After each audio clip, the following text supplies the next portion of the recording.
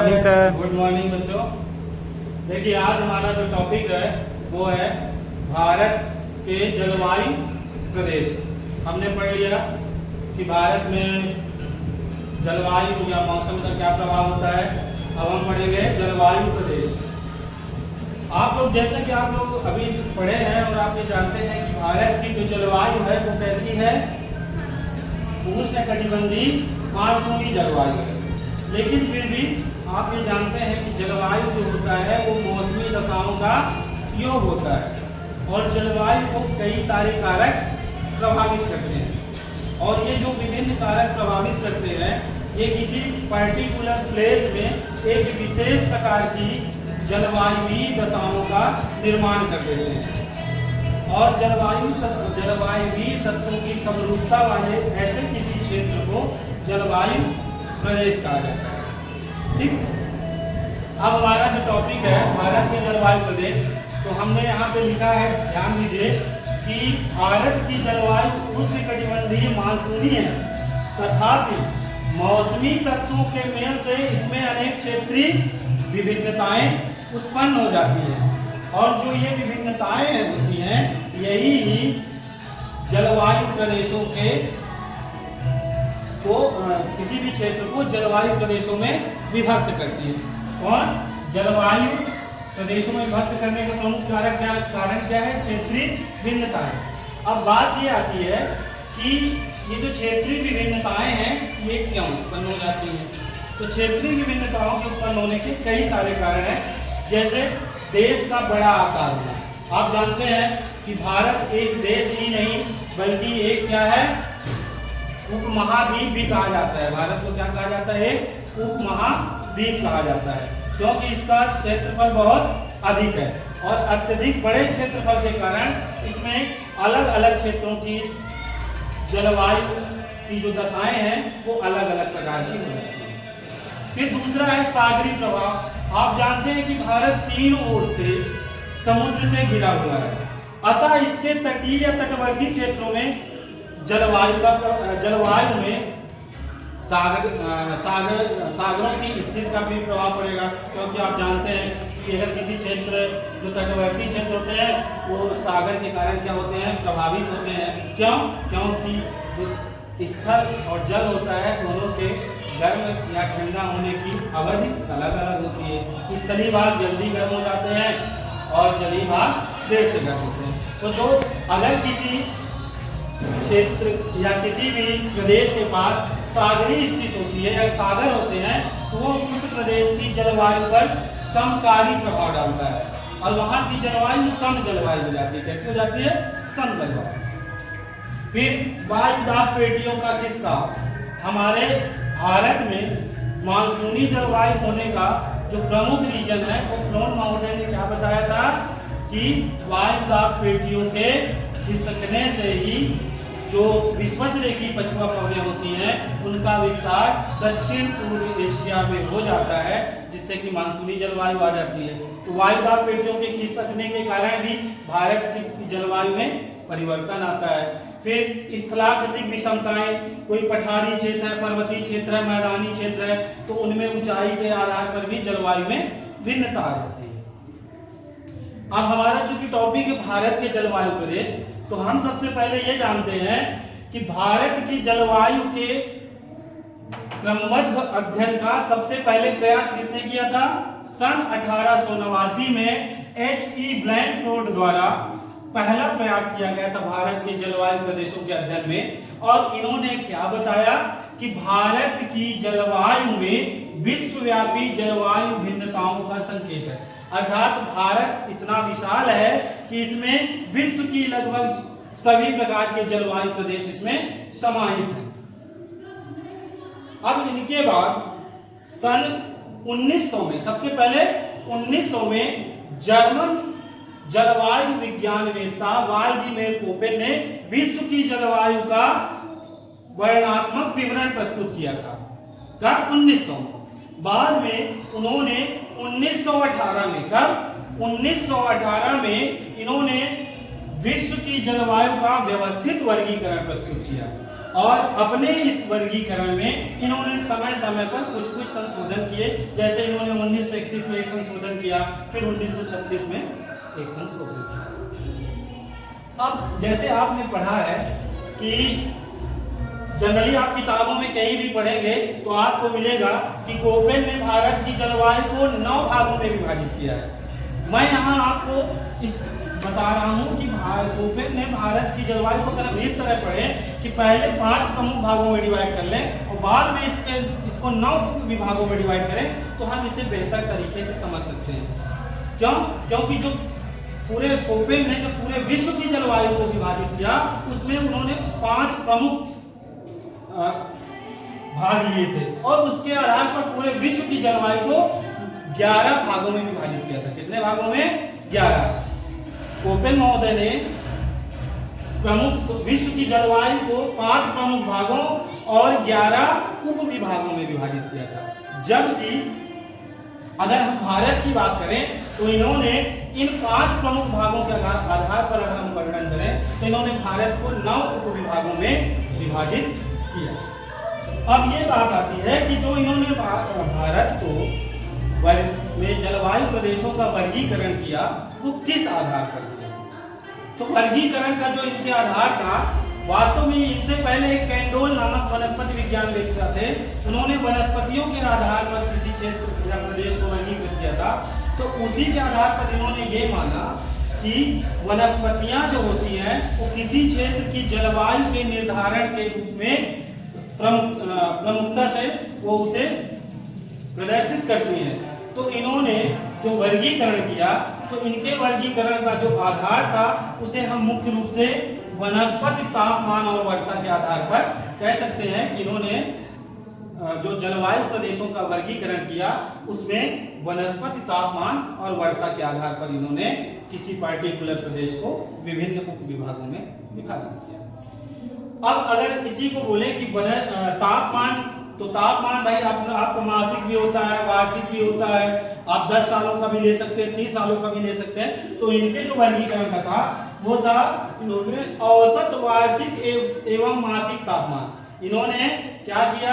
प्रत्येक महीने के तापमान का औसत निकाला, प्रत्येक वर्ष के तापमान का औसत निकाला, इसी तरह वर्ष के हर एक महीने में वर्षा का औसत निकाला और पूरे वर्ष में कितनी औसत हुई उसका पूरा औसत निकाला, योग किया। और पर्टिकुलर प्लेस में कौन सी वनस्पति पाई जाती है इसके आधार पर भी इन्होंने भारत को जलवायु प्रदेशों में विभक्त किया। अब हम अगर बात करें भारत की तो कोपेन ने अपने जब भारत के जलवायु प्रदेशों का वर्गीकरण दिया था या विश्व का भी जब वर्गीकरण दिया था तो इन्होंने कुछ सांकेतिक अक्षरों का प्रयोग किया था। किसका? सांकेतिक अक्षरों का प्रयोग किया था और उसी आधार पर इन्होंने विश्व की जलवायु और फिर भारत की जलवायु प्रदेशों को विभाजित किया। अगर हम बात करें कि इन्होंने जो 5 प्रमुख भागों में, जब किसी क्षेत्र की जलवायु को 5 प्रमुख भागों में विभाजित किए तो उनमें जो प्रमुख भाग थे उनमें जो उन्होंने सांकेतिक अक्षर के रूप में प्रयोग किया, पहले उन्होंने कैपिटल लेटर के अक्षरों का A, B, C, D और E, इन 5 अक्षरों का प्रयोग किया था, जिनका अर्थ होता है, एक का मतलब होता है उष्णकटिबंधीय वर्षा जलवायु प्रदेश, B का मतलब होता है शुष्क जलवायु प्रदेश, C का मतलब होता है उष्ण शीतोष्ण आर्द्र जलवायु प्रदेश, ठीक है। फिर D का मतलब होता है शीतोष्ण जलवायु या उपध्रुवी, शीतोष्ण जलवायु कह सकते हैं या उपध्रुवी जलवायु कह सकते हैं, और E है ध्रुवीय जलवायु। अब इन्होंने इन प्रमुख भागों, इन 5 सांकेतिक अक्षरों के आधार पर किसी प्रदेश को 5 प्रमुख भागों में बांटा। अब जब इन्होंने कुछ इन प्रदेशों को उप प्रदेशों में विभाजित किया तो उसके लिए इन्होंने और कई सारे सांकेतिक अक्षरों का प्रयोग किया, जिनमें कुछ स्मॉल लेटर के हैं और कुछ कैपिटल लेटर के हैं। और ये जो सांकेतिक अक्षरों का जिनका जो लेना था, जो सांकेतिक अक्षरों के आधार पर ये जलवायु प्रदेशों का वर्गीकरण किए थे, यही इनके इस वर्गीकरण को थोड़ा सा कठिन बना देता है। इसको याद कर पाना थोड़ा सा मुश्किल हो जाता है। जैसे इन्होंने स्मॉल f का यूज किया, इसका मतलब होता है वर्ष भर वर्षा।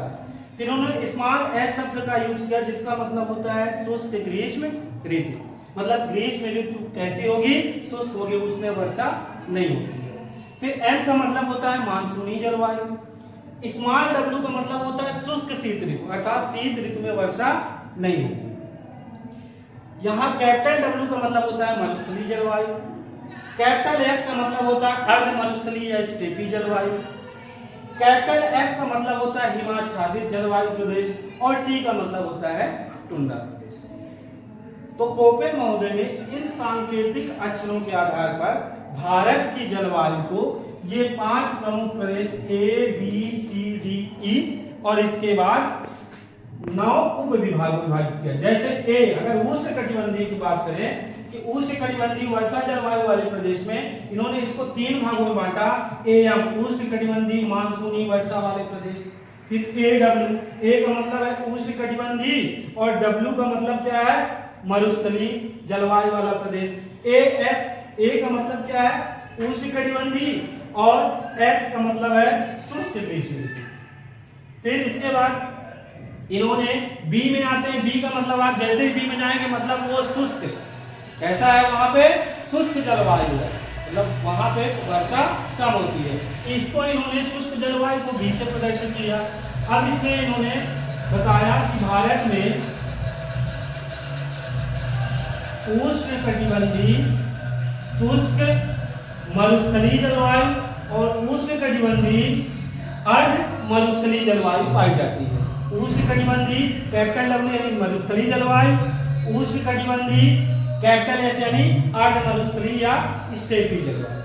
इसके बाद इन्होंने सी नंबर की जलवायु जहां पे लिखा है कि उपोष्ण आर्द्र जलवायु, उष्ण उपोष्ण आर्द्र जलवायु, इसमें इन्होंने CWG से डिनोट किया है।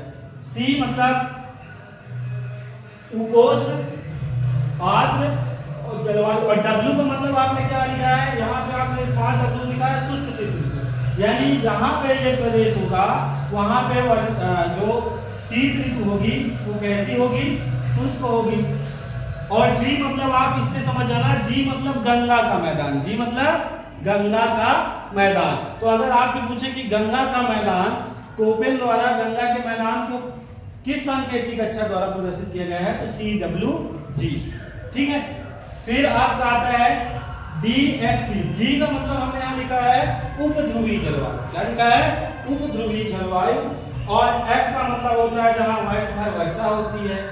तो उपध्रुवीय जलवायु जहाँ पे वर्ष भर वर्षा होती है वो भारत में अरुणाचल प्रदेश में पाई जाती है, जिसको इन्होंने DFC से प्रदर्शित। इसके बाद ई ध्रुवीय जलवायु।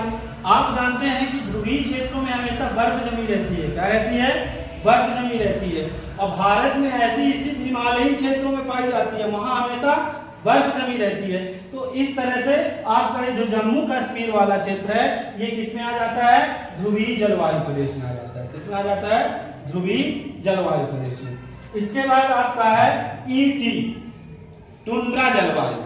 भारत में जो उत्तराखंड वाला क्षेत्र है ये इतना भाग ये टुंड्रा जलवायु, यहाँ पे कैसी जलवायु प्रदेश आएगा, टुंड्रा जलवायु प्रदेश के अंतर्गत इसको विभाजित किया गया है।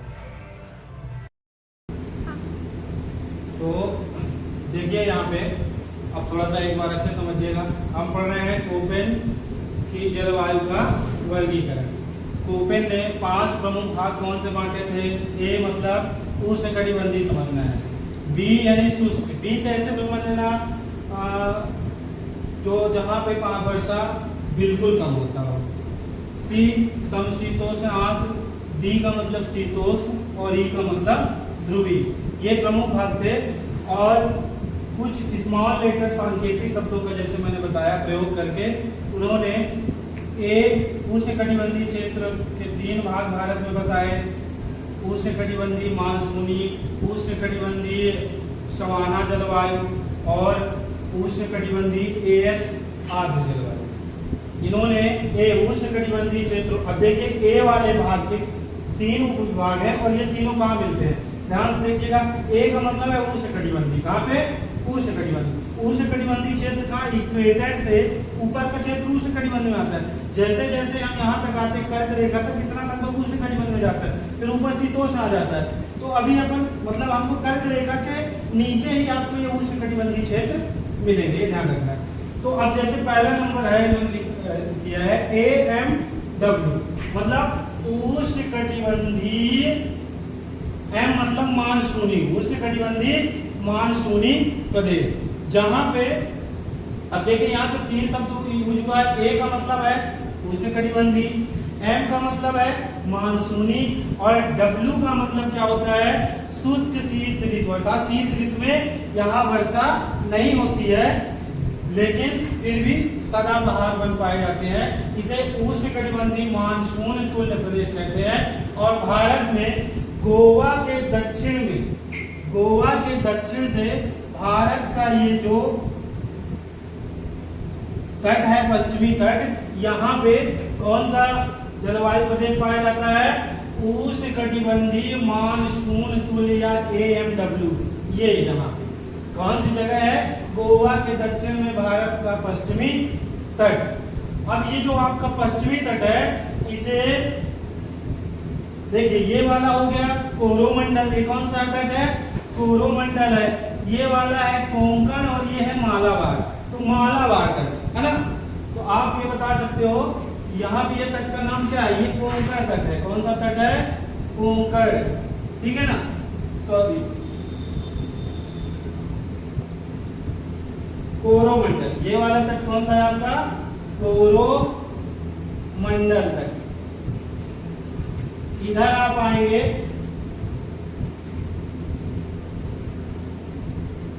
कोंकण और मालाबार तट।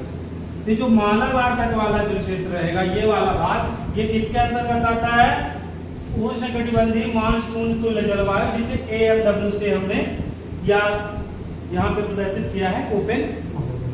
नेक्स्ट देखिए, नेक्स्ट है आपका AW। A का मतलब क्या हो गया, उष्णकटिबंधीय, और W का मतलब क्या है आपका, सवाना तुल्य। यहाँ W का मतलब क्या होगा, क्यों, क्योंकि W मतलब होता है शुष्क शीत ऋतु। ऐसी प्रदेश सवाना प्रदेश कहलाते हैं, तो इसलिए हमने AW को यहाँ पे मतलब अभिप्राय में लिखा है कि इसका मतलब है उष्णकटिबंधीय सवाना तुल्य जलवायु। यह जलवायु प्रदेश कहाँ पाया जाता है, तो सवाना तुल्य जो जलवायु है वो भारत में कर्क रेखा के दक्षिण से लेकर, कर्क रेखा से नीचे दक्षिण की तरफ प्रायद्वीपीय पठार का अधिकतर भाग आपका किसके अंतर्गत आता है, आपका AW यानी उष्णकटिबंधीय सवाना तुल्य जलवायु के अंतर्गत आता है। कहाँ, कर्क रेखा के दक्षिण में अधिकतर प्रायद्वीपीय भाग। ये देखिए, ये यहाँ पे आप चाहो तो इसको अलग अलग आपने AMW को ऐसे डॉट डॉट कर दिया, इससे आपको समझ में आएगा कि ये आपका उष्णकटिबंधीय मानसूनी जलवायु वाला प्रदेश हो गया। ये वाले प्रदेश को आपने ऐसे प्लस प्लस कर दिया आपने समझने के लिए कि यहाँ पे ये जो जलवायु वाला प्रदेश है, ये वाला, ठीक है ना, ये जलवायु वाला जो प्रदेश है आपका, ये प्रदेश पूरा ये समाना तुल्य जलवायु है। यहाँ कैसी है, उष्णकटिबंधीय समाना तुल्य जलवायु को AW से प्रदर्शित किया जाता है। फिर तीसरा नंबर AS। A का मतलब क्या होता है, उष्णकटिबंधीय। A का मतलब है उष्णकटिबंधीय, और S का मतलब क्या होता है, S आपने लिखा है शुष्क ग्रीष्म ऋतु। ग्रीष्म ऋतु कैसी रहेगी, शुष्क रहेगी, लेकिन ठंडी के मौसम में यहाँ बारिश हो जाती है लौटते हुए मानसून से, ठीक है।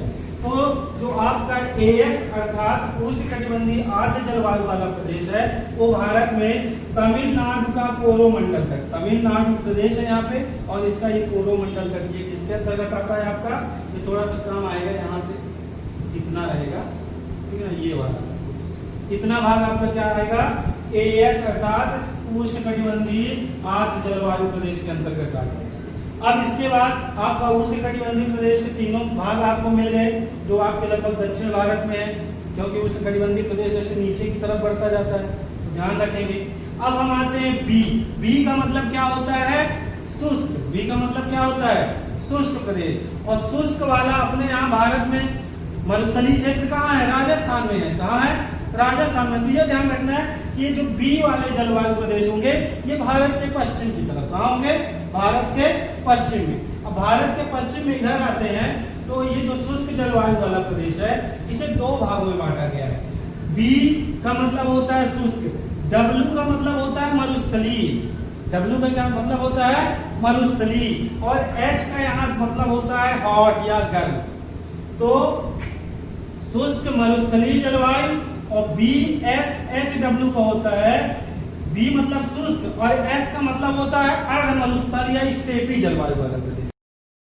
डब्ल्यू यानी मरुस्थलीय, हॉट मतलब गर्म प्रदेश। शुष्क मरुस्थलीय गर्म प्रदेश ये पश्चिमी राजस्थान के अंतर्गत आता है जहां पे थार का मरुस्थल है, मरुस्थलीय क्षेत्र, ठीक है। फिर नेक्स्ट, इसके बाद आप आगे चलते हैं, फिर आपका आता है बी। क्या कुछ दिक्कत हो गई क्या? जल्दी जाना है घर? देखें इसका सेकंड शुष्क प्रदेश का जो सेकंड उप विभाग है वो है आपका बी डब्ल्यू एच डब्ल्यू तो हो गया उष्ण मरुस्थलीय जलवायु, राजस्थान का पश्चिमी भाग। अब B S H W, B का मतलब होता है उष्ण या शुष्क, एच का मतलब होता है स्टेपी अर्थात अर्ध शुष्क, एच का मतलब होता है गर्म प्रदेश। तो बी एस एच डब्ल्यू अर्ध शुष्क स्टेपी जलवायु या अर्ध मरुस्थलीय जलवायु कहाँ पाई जाती है? पश्चिमी गुजरात, राजस्थान और पंजाब के कुछ भाग में। तो ये इतना वाला भाग आपका जो है बी एस एच डब्ल्यू अर्थात अर्ध शुष्क स्टेपी जलवायु के अंतर्गत आएगा। फिर अब आप ये आपके दोनों हो गए, दो प्रमुख भागों में आपने 5 भाग उप विभाग बना लिए। अब बाकी सी और डी वाले भाग में एक एक भाग है। सी जैसे सी का मतलब होता है समशीतोष्ण आर्द्र जलवायु, या इसी को समशीतोष्ण आर्द्र जलवायु को गर्म शीतोष्ण आर्द्र जलवायु भी कहते हैं। भारत में ऐसी जलवायु का जो क्षेत्र है वो पंजाब और राजस्थान के कुछ क्षेत्रों से लेकर अधिकतर गंगा के मैदानी क्षेत्रों में, या ऐसा कह सकते हैं भारत के मैदानी क्षेत्रों में विस्तृत है। यहाँ W दिया है, W का मतलब है शुष्क शीत ऋतु, अर्थात वर्षा ऋतु क्या होती है? शुष्क होती है, वर्षा ऋतु शीत ऋतु में वर्षा नहीं होती, शीत ऋतु शुष्क होती है इस प्रदेश में। और जी का मतलब यहाँ गंगा से है, जी का मतलब गंगा का मैदान, तो CWG यानी गंगा का मैदानी क्षेत्र। तो अगर आपसे पूछे कि CWG किसको प्रदर्शित करता है तो गंगा के मैदानी क्षेत्र को या भारत के मैदानी भाग को प्रदर्शित करता हुआ जलवायु प्रदेश है CWG। यहाँ पे लिखा है मध्य तापी या गंगा तुल्य प्रदेश, मध्य गंगा का मैदान, इसमें आपका कुछ पंजाब कुछ राजस्थान का क्षेत्र भी आ जाता है, ठीक है। अब हम चलते हैं डी वाले भाग में। डी का मतलब होता है शीतोष्ण जलवायु प्रदेश। क्या होता है? शीतोष्ण जलवायु प्रदेश। इसमें हमारे जो भारत में DFC जलवायु पाई जाती है। डी का मतलब होता है शीतोष्ण, डी का मतलब क्या होता है? शीतोष्ण। F का मतलब होता है वर्षा होती है, डी का मतलब क्या है? यहाँ डी का मतलब है शीतोष्ण, F का मतलब होता है वर्षा, पर्याप्त वर्षा लिख सकते हैं, पर्याप्त वर्षा, ठीक है ना, वाला क्षेत्र, यानी जहां ठंडी के मौसम में भी पर्याप्त वर्षा हो जाती है, शीतोष्ण कटिबंधीय पर्याप्त वर्षा वाला क्षेत्र DFC, यानी क्या है? शीतल आर्द्र जाड़े की जलवायु। ऐसी जलवायु जहां कि ठंड के मौसम में भी क्या होती है? आर्द्रता रहती है, नमी बनी रहती है, वर्षा होती रहती है, ठीक है ना। तो कौन सा प्रदेश इसके अंतर्गत आएगा? शीतोष्ण पर्याप्त वर्षा वाला प्रदेश, जो कि शीतल आर्द्र जाड़े की जलवायु प्रदेश के अंतर्गत आएगा। और भारत में यह प्रदेश अरुणाचल प्रदेश के अंतर्गत पाया जाता है, यह जलवायु प्रदेश। नेक्स्ट चलते हैं, लास्ट हमारा है ई, ध्रुवीय जलवायु। ई का मतलब क्या होता है? ध्रुवीय जलवायु। ध्रुवीय जलवायु में हमने पढ़ा था, एक होता है टैगा और एक होता है टुंड्रा। क्या होता है? टैगा और टुंड्रा। या यहाँ आप ई को पर्वतीय लिख सकते हैं। ई का मतलब क्या होता है? पर्वतीय या हिमाच्छादित जलवायु प्रदेश। और टी का मतलब होता है टुंड्रा प्रदेश। टी का मतलब टुंड्रा प्रदेश। तो ई या पर्वतीय हिमाच्छादित जलवायु वाला जो प्रदेश है भारत में, आपको पता है कि यहाँ पे हिमालय पर्वत है और यहाँ पे वर्ष भर बर्फ जमी रहती है, अतः जम्मू कश्मीर वाले क्षेत्र को पर्वतीय हिमाच्छादित जलवायु प्रदेश के अंतर्गत रख देते हैं। और जो आपका ये उत्तराखंड वाला क्षेत्र है, कौन सा उत्तराखंड वाला क्षेत्र, जो ये आपका ENT, ये जो उत्तराखंड वाला क्षेत्र है आपका, ये वाला क्षेत्र आपकी टुंड्रा जलवायु के अंतर्गत आता है। ठीक है, अब आपको शॉर्टकट में ये आपको याद रखना है। अब आपको अगर यहीं से पता करना है कि भारत में कौन सी जलवायु कहाँ होगी, है ना, तो जैसे अगर आपको तुरंत ए मिलता है, ए मतलब उष्णकटिबंधीय, तुरंत आपको प्रायद्वीपीय भारत के बीच मतलब दक्षिण भारत में देखना है। ठीक है ना, मानसूनी है तो इधर आएगा, सवाना है तो ऊपर आएगा। ठीक है ना, सवाना है तो ऊपर आएगा, मानसूनी जलवायु वाला प्रदेश है तो मालाबार तट। अगर आपका एस वाला आ गया उष्णकटिबंधीय आर्द्र जलवायु वाला प्रदेश, तो आपका कोरोमंडल तक आ जाएगा। फिर सवाना जलवायु प्रायद्वीपीय भारत का अधिकतर भाग, मध्य गंगा का मैदान CWG या मध्य तापीय मैदान। फिर मरुस्थलीय जलवायु वाला प्रदेश तो राजस्थान का पश्चिमी भाग जहाँ थार मरुस्थल है। फिर अर्ध स्टेपी जलवायु या अर्ध मरुस्थल वाला जलवायु वाला प्रदेश जस्ट उसके पूर्व में क्या आ जाएगा, BSHW, यानी एस मतलब स्टेपी मतलब अर्ध मरुस्थलीय जलवायु वाला प्रदेश। फिर इसके बाद आपका CWG आपको बता दिए मध्य तापीय गंगा का मैदान।